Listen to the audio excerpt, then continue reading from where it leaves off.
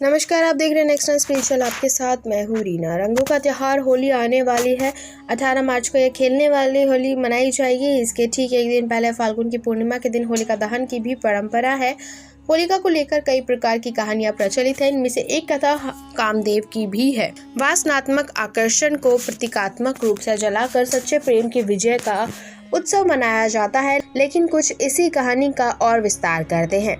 इसके अनुसार कामदेव को भस्म हो जाने पर उनकी पत्नी रति रोने लगी और शिव से कामदेव को जीवित करने की गुहार लगाने लगी। अगले दिन तक शिव का क्रोध शांत हो चुका था। उन्होंने कामदेव को पुनर्जीवित कर दिया। तो कामदेव के भस्म होने के दिन होलिका जलाई जाती है और उनके जीवित होने की खुशी में रंगों का त्यौहार मनाया जाता है। आइए जानते हैं होली का कामदेव और शिव शंकर से संबंध और इससे संबंधित कथा के बारे में। होली की पौराणिक कथा के अनुसार पार्वती शिव से विवाह करना चाहती थी, लेकिन तपस्या में लीन शिव का ध्यान उनकी ओर गया ही नहीं।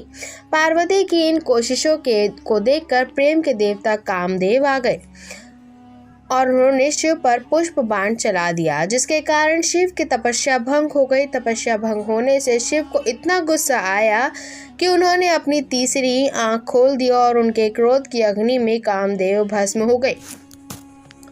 फिर शिव जी ने पार्वती को देखा और कुछ कामदेव के बाण का असर और कुछ पार्वती की आराधना, शिव ने उन्हें अपनी पत्नी के रूप में स्वीकार कर लिया।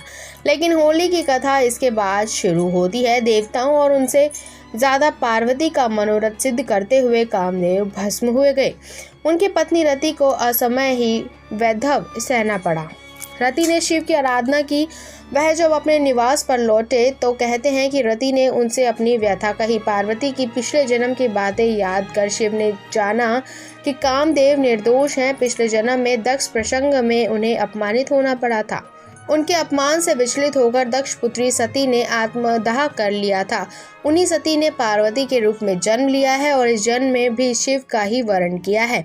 कामदेव ने तो उन्हें सहयोग ही दिया है। शिव की दृष्टि में कामदेव फिर भी दोषी हैं, क्योंकि वह प्रेम को शरीर के तल तक सीमित रखते हैं और उसमें वासना में गिरने देते हैं।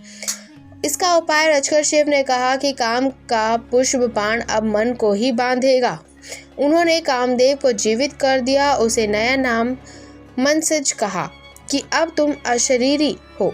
उस दिन फाल्गुनी की पूर्णिमा थी। आधी रात में लोगों ने होलिका दहन किया था। सुबह तक उसकी आग में वासना की मलिनता जलकर प्रेम के रूप में प्रकट हो चुकी थी। कामदेव अशरीरी भाव से नए सृजन के लिए प्रेरणा जुगाते हुए विजय का उत्सव मनाने लगे। यह दिन होली का दिन होता है। कई इलाकों में आज भी रति के विलाप को लोक धुनों और संगीतों में उतारा जाता है। अगर आपको हमारी जानकारी अच्छी लगी हो तो कमेंट कर जरूर बताएं। वीडियो को लाइक और शेयर करना ना भूलें और हमारे आने वाले वीडियोस के अपडेट पाने के लिए चैनल को सब्सक्राइब करें। साथ ही बेल आइकन दबाना ना भूलें।